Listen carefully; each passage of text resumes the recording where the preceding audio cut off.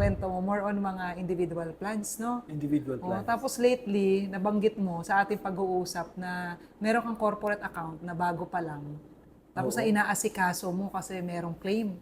Kwentuhan mo naman kami dyan sa bago mo Actually, inaasikaso. nakakatuwa to, no? Kasi yung policy na ano lang, effective date, March 2026. 2026. Although yung policy nila, take over ng group from previous company. So, AIA took over the group life. Ganon. So, na-process, na-approve, na insured yung lahat ng employee. And then, recently, may namatay na employee.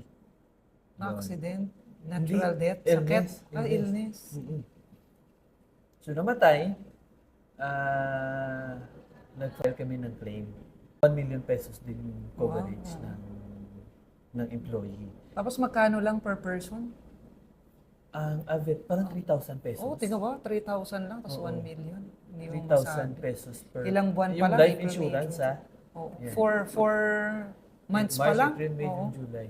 Oo. So, 4 months. So, 1 million pesos ang process ko. Tapos, meron pa isa sila ngayon na accidentally naputulan ng Talaga? May dismemberment ka na. Oo, so we are filing a dismemberment. Yan, kasi pag mga accident, During sa work ba yan or outside of work? during sa work. During sa work, hindi mo rin masabi. Yan.